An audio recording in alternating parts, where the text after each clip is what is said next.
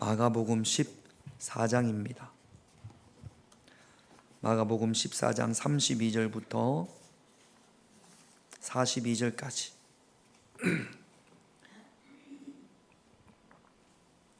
우리 앞에 화면에 있으니까 제가 한 절, 여러분들이 한 절 그렇게 교독하겠습니다.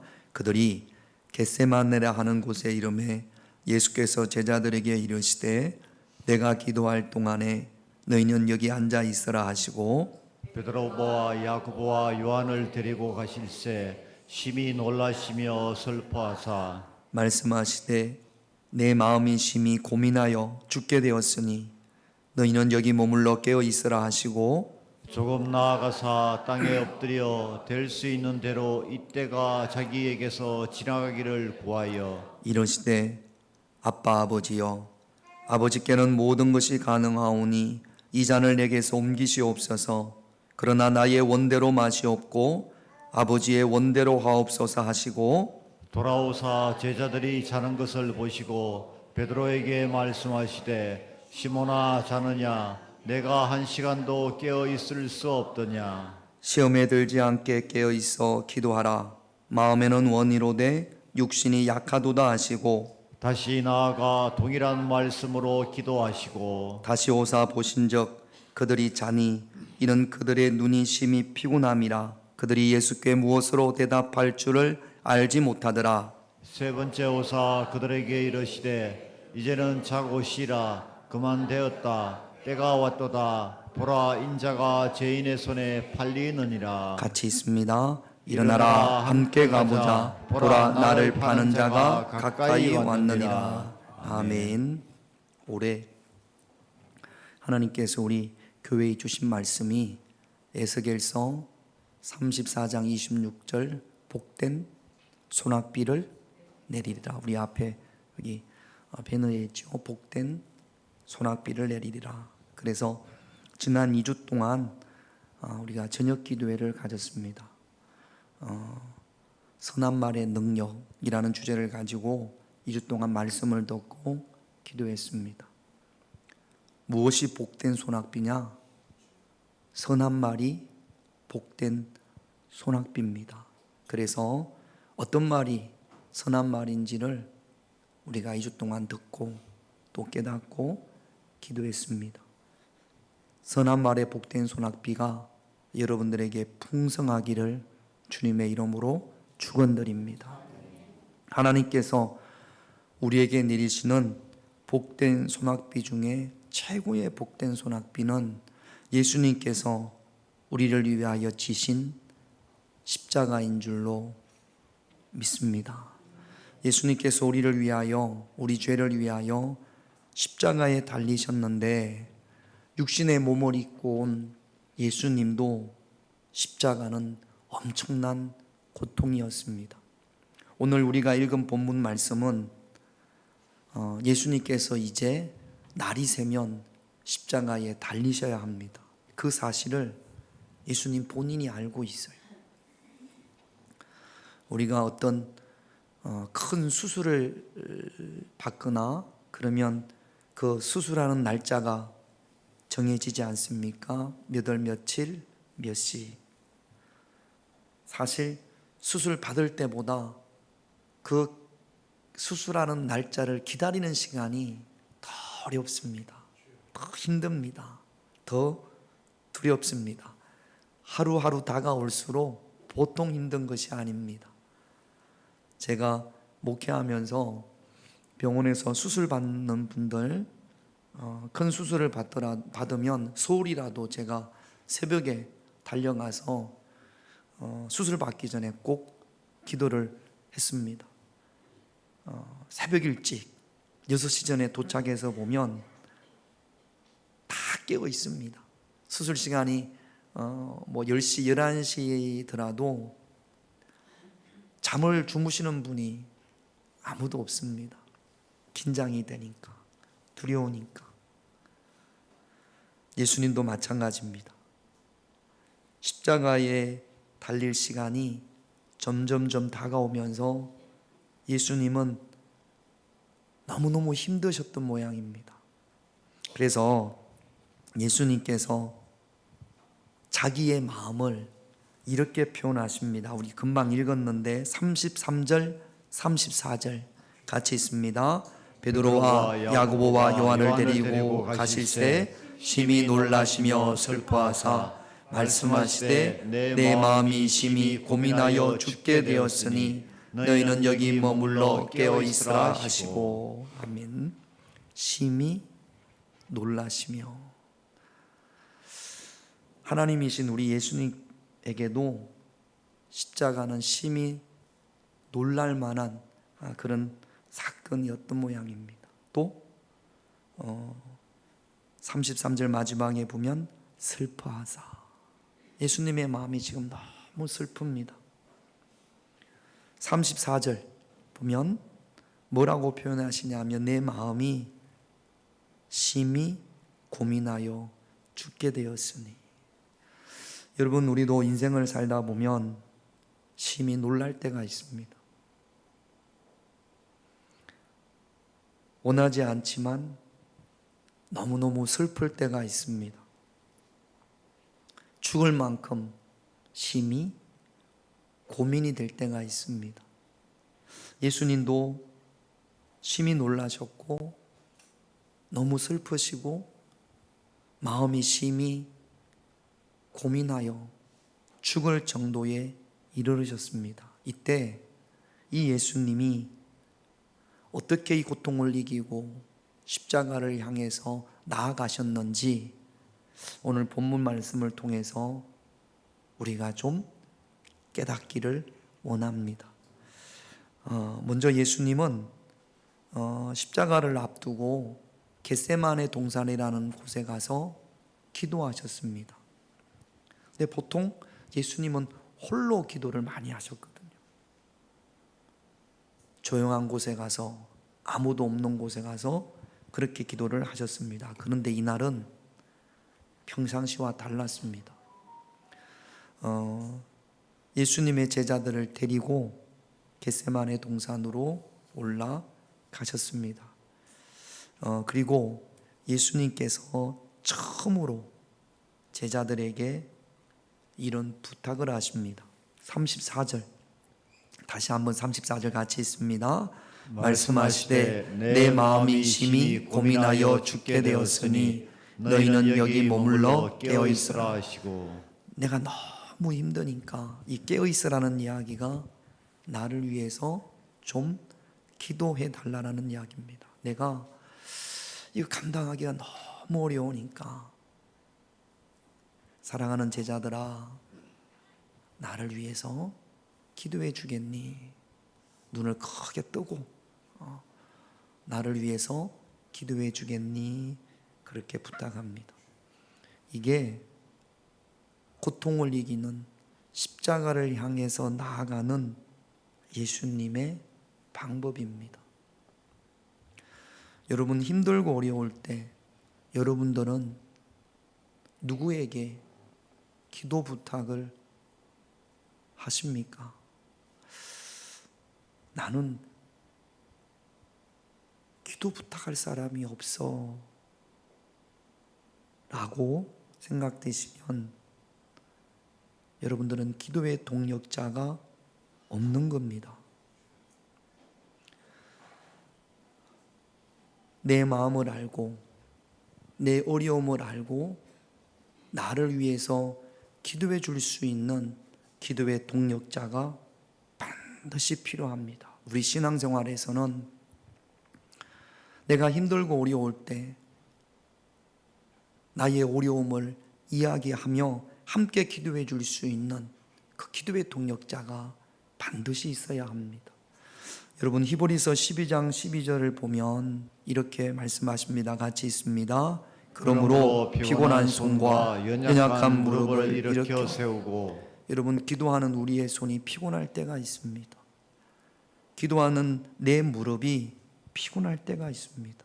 그럴 때 피곤한 내 손과 피곤한 무릎을 일으켜 세워줄 수 있는 그런 기도의 동력자가 필요한 거죠. 모세가 기도의 손이 내려올 때 모세에게 기도의 동력자 아론과 훌이 있었습니다. 부부끼리 서로 기도의 동력자가 되기도 하고, 부모와 자녀가 기도의 동력자가 되어져야 하고, 친구끼리 기도의 동력자가 되어져야 되고, 성도들끼리 기도의 동력자가 서로에게 기도해 줄 수 있는 기도의 동력자가 되어져야 합니다. 제자들이 예수님께서 어떻게 십자가를 향해서 나가시는지를, 그 고통을 어떻게 극복하셨는지를 제자들이 잘 봤습니다. 예수님께서 부활하시고 하늘로 올리우신 다음에 제자들만 있었거든요. 어떻게 무엇을 해야 될지를 몰랐을 때 제자들도 예수님으로부터 본 것이 있으니까 이렇게 합니다. 사도행전 1장 14절 같이 있습니다. 여자들과 예수의 어머니 마리아와 예수의 아우들과 더불어 마음을 같이하여 오로지 기도에 힘쓰더라. 보면 더불어서 마음을 같이하여 기도했습니다. 혼자 기도하는 것이 아니라, 혼자 기도하기에는 너무나 버겁고 힘들어서 이들이 함께 모여서 함께 같은 기도의 제목을 가지고 하나님 앞에 기도했을 때 그곳에 바람 같던 성령, 불 같던 성령이 임했습니다. 여러분, 이것이 교회의 전통이에요. 함께 기도하는 것. 나를 위해서 기도해 줄 사람, 반대로 나는 누구를 위해서 기도해 주고 있습니까? 나를 위해서 기도해 주는 동력자가 없다라는 것은 나도 누구를 위해서 기도해 주지 않기 때문에 그럴 가능성이 큽니다. 여러분, 신앙생활은 혼자 하는 것이 아닙니다. 함께 하는 겁니다. 그래서 반드시 기도의 동력자가 있기를 하나님 앞에 구하는 그런 저와 여러분들이 되시기를 바랍니다. 내 기도의 두 손을 잡아줄 기도의 동력자, 그들이 함께 할 때 내게 닥친 고난도 고통도 이겨낼 줄로 믿습니다.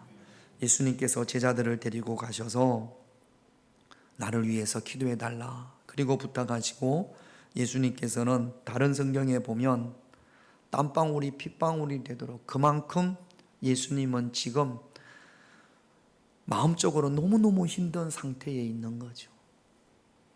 그렇게 기도하고 1시간 정도 기도하고 내려와 봤더니 제자들은 예수님의 마음을 전혀 모릅니다. 꾸벅 졸고 있습니다. 그때 좀 마음이 상하죠. 부부가 한 집에 사는데 남편이 너무너무 힘든 어려운 일을, 가슴 아픈 일을 겪고 있는데 아내가 옆에서 아무렇지도 않게 코를 도로롱 골면서 주무시면, 그러면 어떻게, 나는 이렇게 힘들어도 아내가 편안하게 자니까 너무 좋네, 이럴 사람들은 잘 없죠. 얄밉지, 한 대 지어받고 싶고 아마 그럴 겁니다. 뭐 거꾸로 반대도 마찬가지고요. 사람의 위로는 한계가 있습니다. 때로 우리가 누구를 위로하기 위해서 저 사람이 힘들어서 그래서 위로해 주려고 간 것이 이 말 저 말 하다 보면 위로는커녕 오히려 상처를 주는 경우도 종종 있습니다.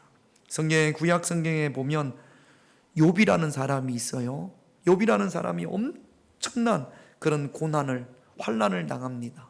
그랬더니 3명의 친구가 와서 욥을 위로해 준다고 왔는데 그 3명의 친구가 하는 말이 위로는커녕 욥에게 더 큰 상처를 줬단 말이죠. 그래서 사람의 위로는 한계가 있습니다. 우리 37절을 볼까요? 같이 있습니다. 돌아오사 제자들이 가는 것을 보시고 베드로에게 말씀하시되 시몬아 자느냐, 내가 1시간도 깨어 있을 수 없더냐. 시몬아 자느냐, 내가 1시간도 나를 위해서 깨어 있을 수 없더냐. 예수님께서 그렇게 말씀을 하시는 겁니다. 그래, 될 대로 되라. 니들도 그런데 모르겠다.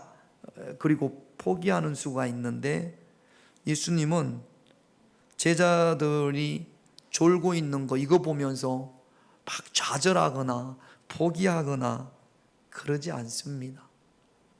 다시 올라가셔서 예수님께서 이렇게 하세요. 39절 같이 있습니다.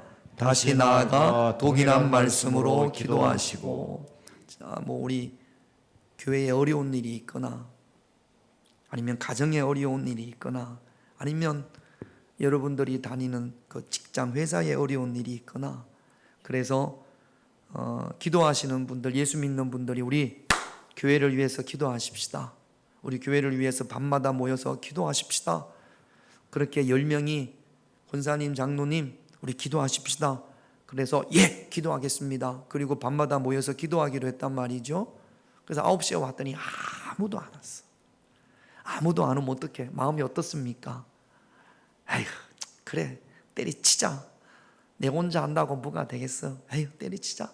그리고는 그 사람도 안 온단 말이죠. 아니, 10명이 하기로 했는데 첫날 와보니까 4명밖에 안 왔어요. 그러면 4명 중에 한두 명은 아휴, 때리치자. 나도 내일부터 오지 말자. 그리고 한두 명은 안 온단 말이죠. 그러면 거기는 더 이상 희망이, 소망이 없습니다. 가정도 마찬가지예요.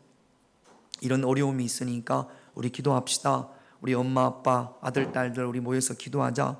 그랬는데 뭐 기도는커녕 관심도 별로 없고, 그러면 중간에 포기하는 경우들이 아휴, 그만두자. 그리고는 포기하는 경우들이 종종 있단 말이죠. 그런데 예수님은 그렇게 하지 않으셨어요. 제자들이 자는 걸 보고 다시 나아가서 동일한 말씀으로 하나님 앞에 기도합니다. 예수님은 주변에 아무도 없어도 예수님은 부르짖어 기도할 수 있는 하나님이, 하나님 아버지께서 본인과 예수님과 함께 하심을 예수님은 굳게 믿고 있었습니다. 요 같은 내용을 요한복음 16장 32절 예수님은 이렇게 말씀을 하십니다. 같이 있습니다. 보라, 너희가 다 각각 제 것으로 흩어지고 나를 혼자 둘 때가 오나니 벌써 왔도다. 그러나 내가 혼자 있는 것이 아니라 아버지께서 나와 함께 계시느니라. 여러분, 혼자 있을 때가 있어요. 홀로 있을 수밖에 있을 때가 있습니다. 부모님들도 함께 할 수 없고, 사랑하는 부부도, 둘도 없는 친구도 함께 할 수 없는 때가 있습니다. 그런 경우들이 종종 있지는, 자주 있지는 않은데, 저는 제가 그런 경우가 한 번도 없었는데 2014년도에 뇌출혈로 제가 수술을 받은 적이 있습니다. 한 번도 병원에서 사랑니 뺄 때 외에는 이렇게 제 몸에 칼을 댄 적이 없는데, 죽고 사는 문제를 가지고 수술을 해야 되는데 아주 응급한 상황이라, 그래서 왜 드라마 같은 데 보면 나오잖아요. 침대에 실려가지고 의사하고 간호사들하고 쭉 모여있고 막 밀고 빨리 수술실로 가려고, 이렇게 해서 이렇게 보니까 우리 집사람 눈물 콧물이 범벅이 되고, 그리고 수술실 문이 쫙 열리면 그 안으로 들어가지 않습니까? 우리 집사람 따라올 수 있어요, 없어요? 없어요. 그리고 저는 이렇게 그 침대에서 수술 그 침대로 눕혀졌습니다. 옷을 벗기더라고요. 밑에 바지를. 환자는 인권이 없는 것 같아요. 다 벗깁니다. 왜 이렇게 춥습니까? 수술실은. 안 그래도 지금 두려운데 다 벗깁니다. 그리고 이렇게 의사, 간호사들 중에 아이고 괜찮습니다, 걱정하지 마세요, 이렇게 이야기해 주는 사람이 있어요, 없어요? 아무도 없어요. 관심이 없어요. 제가 저녁 때쯤 수술을 받았는데 다 들립니다. 어떤 분인지는 모르겠는데 저녁을 뭐 먹었냐고 그러니까 짬뽕 먹었다고 그러고 맛이 어떠냐고 그러고, 나는 마음이 막 그런데 자기들끼리는 뭐 짬뽕이 어떻고 짜장이 어떻고. 아마 수술해 보신 분들은 알 겁니다. 너무 외롭습니다. 그때 제가 내가 마지막 길을 갈 때 이렇게 했구나. 아무도 없겠구나. 그때 함께 하시는 분이 오직 예수님입니다. 제가 그때 확실하게 깨달았어요. 마지막 길은 사랑하는 아내도 사랑하는 자녀들도 그 누구도 함께 할 수 없습니다. 그 순간에 제 손을 꼭 잡아줄 분은 오직 예수 그리스도 한 분입니다. 제가 그전에는 잘 실감을 못했어요. 그런데 그 한 번, 그 순간 사람의 모든 마지막 순간은 이렇게 했구나. 그때 여러분들에게 손을 내밀어 줄 수 있는 예수님이 없다면 외로우실 겁니다. 두려우실 겁니다. 그러나 주님께서 우리에게 손을 내미시면서 두려워 말라, 놀라지 말라, 그렇게 말씀하시는 거거든요. 이 사실을 알았던 다윗은 이렇게 고백합니다. 시편 23편 4절을 한번 볼게요. 같이 있습니다. 내가 사망의 음침한 골짜기로 다닐지라도 해를 두려워하지 않을 것은 주께서 나와 함께 하심이라. 주께서 나와 함께 하심이라. 그런데 여러분 잘 보세요. 언제나 내가 힘들고 어려울 때 주님께서 나와 함께 하신다, 이게 마음에 확신으로 들어오지는 않습니다. 늘 언제나 주님이 나와 함께 하십니다, 누구나 그렇게 고백할 수 있는 게 아니에요. 그 결정적인 순간에 마치 예수님이 내 옆에 계신 것처럼, 아니면 그 따뜻한 손으로 내 힘든 손을 꼭 잡아주시는 그 믿음의 확신은 평상시에 우리에게 거룩한 습관이 있어야 합니다. 거룩한 습관이 없이는 결코 그 고독의 순간에 예수님을 좀처럼 느낄 수가 없습니다. 예수님은요, 십자가를 지시기 전에 그때만 기도한 게 아니에요. 누가복음 22장 39절을 볼까요? 같이 있습니다.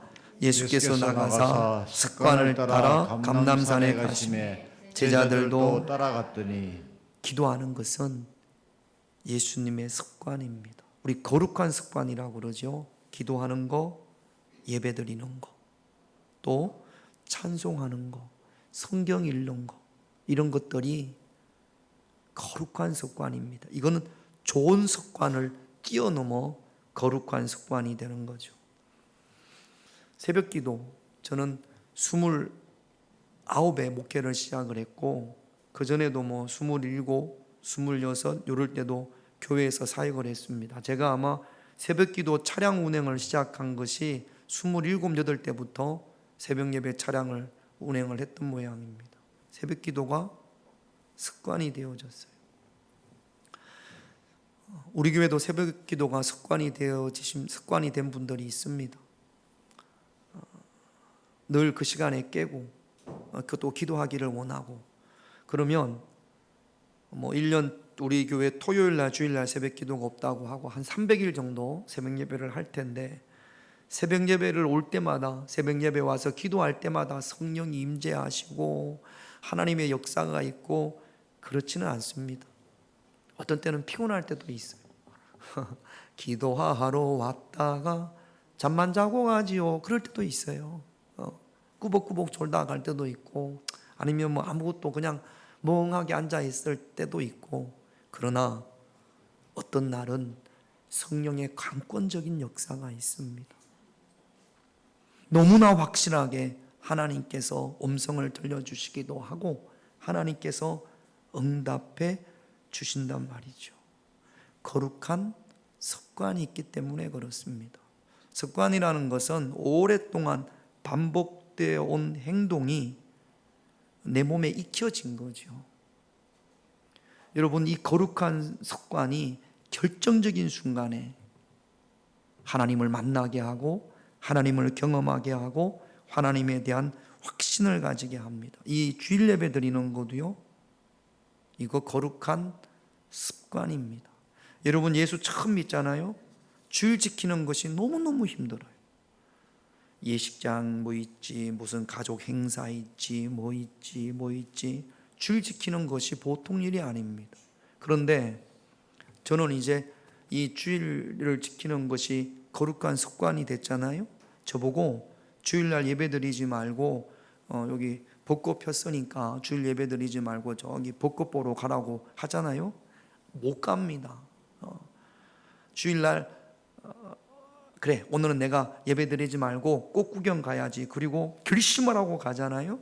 가다가 십자가만 보면 그냥 꽃이고 뭐고 가슴이 득컹득컹하고 하나도 재미가 없습니다. 그러니까 여기는 요 가운데 계시는 분들은 주일을 지키기가 어려운 분이 계시고 주일을 안 지키기가 어려운 분들이 계시는 거죠. 거룩한 습관, 예수님은 거룩한 습관이 있으셨어요. 그렇기 때문에 그 고통의 순간에 거룩한 습관을 따라 하나님 앞에 기도할 수 있었던 겁니다. 여러분, 기도의 동력자가 있어야 됩니다. 그러나 사람이 주는 위로 한계가 있습니다. 하나님이 나와 함께 하심을 우리가 깨닫고 느끼며 살아가야 합니다. 그러기 위해서는 여러분도 꼭 거룩한 습관을 소유하게 되시기를 주님의 이름으로 축원드립니다. 거룩한 습관을 들이기 위해서 처음에는 조금 힘이 들더라도 자꾸 한번 성경 읽는 거, 기도하는 거, 예배드리는 것을 여러분들이 하려고 노력하다 보면 그러면 하나님께서 도우십니다. 거룩한 습관에 능력이 있습니다. 할렐루야. 예수님은 3번 기도하십니다. 36절을 한번 볼게요. 36절 같이 있습니다. 이러시되 아빠 아버지여, 아버지께는 모든 것이 가능하오니 이 잔을 내게서 옮기시옵소서. 그러나 나의 원대로 마시옵고 아버지의 원대로 하옵소서 하시고, 예수님의 유명한 기도입니다. 육신의 몸을 입고 왔던 예수님은 하나님 앞에, 하나님, 십자가밖에 방법이 없습니까? 이 잔을 내게서 옮기시옵소서. 십자가는 너무 고통스러워요. 예수님에게도 십자가는 너무 부담이 됩니다. 그래서 이 방법밖에 없습니까? 꼭 십자가 이것밖에 없습니까? 그렇게 예수님께서 묻습니다. 그런데 예수님께서 3번 기도하면서 인류를 구원할 수 있는 방법은 십자가밖에 없구나. 저 보세요. 사랑하는 우리 아들, 딸들을 구원할 수 있는 방법은 십자가밖에 없구나. 여러분 어떻습니까? 우리 아이를 치료할 수 있는 방법이 내가 십자가를 지는 것 외에는 다른 방법이 없다면 어떻게 여러분 십자가를 지실 수 있으시겠습니까? 우리 자녀들한테 자녀들이 신장이 안 좋거나 그러면 부부끼리도 가능하죠. 그걸 이식해 주는 경우들이 종종 있지 않습니까? 이 방법밖에 없으니까. 예수님도 이것밖에 없습니까? 3번을 아마 하나님 앞에 물었던 것 같아요. 그런데 예수님 스스로가 이것이 하나님의 방법이다. 인류를 구원하실 하나님의 방법이다. 그러니까 예수님은요, 십자가를 지시면서 왜 내가 십자가를 져야 하는지를 아는 겁니다. 왜 내가 십자가를 져야 하는지. 여러분, 왜 내가 십자가를 져야 하는지를 모르면 이거 십자가를 질 수 없어요. 참 그 고통을 감당할 수가 없습니다. 아마 예수님께서 본인이 왜 십자가를 져야 되는지를 모르셨다면 중간에 가다가 그만두실 수도 있어요. 그럴 수 있지 않습니까? 우리가 이 땅을 살아가면서 어떤 고난과 고통이 있어요. 내게 맡겨진 십자가가 있습니다. 자녀들로 인한 십자가가 있고, 또 가정을 위한 십자가가 있고, 크게 나라와 민족을 위한 십자가가 있습니다. 이 고난이고 고통이란 말이죠. 환난이란 말이죠. 그런데 왜 이 십자가를 져야 되는지 하나님의 뜻을 안다면, 십자가의 의미를 안다면, 그렇다면 십자가를 향해서 나아갈 수 있습니다. 예수님이 그러셨거든요. 이 잔을 내게서 옮기시옵소서. 그러나 나의 원대로 마옵시옵고 아버지의 원대로. 이 십자가 방법밖에 없으니까. 그래서 예수님은 그래, 내가 십자가를 향하여 나가자, 그렇게 3번의 기도를 통해서 결단하신 겁니다. 엄청나게 큰 고통이 있더라도 이것은 내가 감당해야 될 짐이야. 예수님께서 그렇게 결단하신 거죠. 3번째 옵니다. 3번째 오니까 그때도 제자들이 졸고 있단 말이죠. 41절을 한번 볼게요. 같이 있습니다. 세 번째 오사 그들에게 이르시되 이제는 자고 쉬라. 그만 되었다. 때가 왔도다. 보라, 인자가 죄인의 손에 팔리느니라. 십자가의 길을 가기로 예수님께서 결단하십니다. 그리고 내려와서 보니까 그때도 제자들이 이렇게 꾸벅꾸벅 졸고 있었던 모양이에요. 예수님께서 뭐라고 그러세요? 한시도 나를 위해서 예배 시간에 1시간도 눈 뜨고 있을 수 없더냐? 그렇게 말씀 많이 하시고 괜찮아 그러잖아요. 이제는 자고 쉬어라. 어젯밤에 요즘 저희는 모르겠는데 폭삭 소가수다? 밤새 보느라고 얼마나 힘들었어. 괜찮아, 눈 감아. 이제 푹 쉬어. 예수님께서 오히려 십자가의 길을 가야 되는 예수님께서 육신의 연약함을 가지고 있는 제자들을 위로하십니다. 이제는 자고 쉬어라. 여러분, 십자가의 의미를 알고 결단한 사람들은요, 처음에는요 제자들이 좀 얄밉기도 하고 좀 섭섭하기도 하고 예수님도 그러셨을 거예요. 그런데 십자가의 의미를 알고 또 하나님께서 나와 함께 하심을 예수님께서 확신했을 때 이제는 더 이상 제자들에게 보채지 않습니다. 괜찮아. 오히려 본인이 십자가를 질 때 힘들어할 그 제자들이 긍휼히 여겨지는 거죠. 그리고 이렇게 마지막으로 말씀하십니다. 42절 같이 있습니다. 일어나라, 함께 가자. 보라, 나를 파는 자가 가까이 왔느니라. 어디로 가는 겁니까? 십자가를 향해서. 예수님께서 십자가를 향해서. 이건 예수님께서 선택하신 길입니다. 가자. 나는 간다. 십자가를 향해서.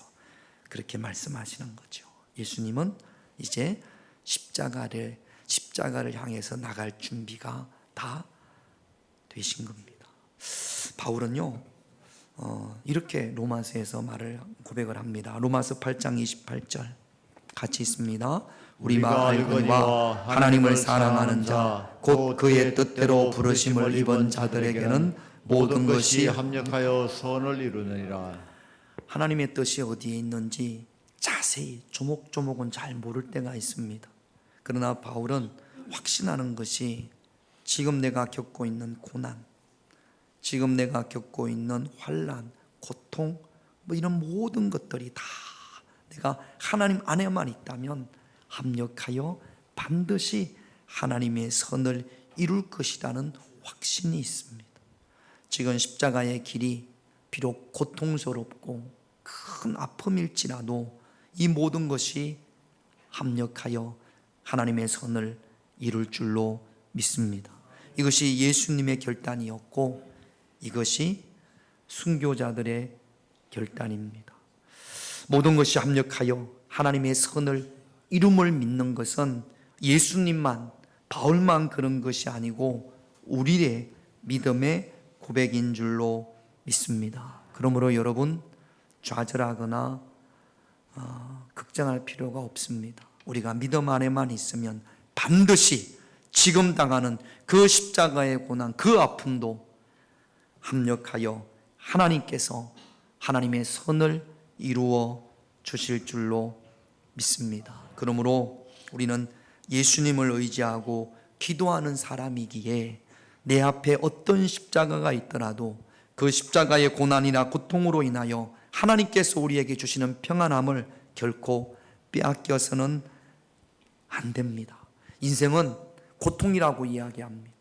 쉴 새 없이 많은 고통들이 우리의 마음을 아프게 하고 힘들게 합니다. 그때마다 예수님을 바라보며 예수님으로 인하여 주님의 그 따뜻한 손으로 인하여 모든 고통과 고난을 능히 이겨낼 수 있는 그런 저와 여러분들이 되셔야 될 줄로 믿습니다. 그러기 위해서는 기도의 동력자가 있어야 합니다. 함께 기도해 줄 사람, 나와 함께 기도해 줄 사람, 그 기도의 동력자를 구해야 합니다.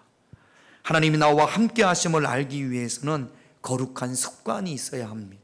거룩한 습관이 없는데도 사망의 엄침한 골짜기에서 주의 지팡이와 주의 막대기를 느낄 수는 없습니다.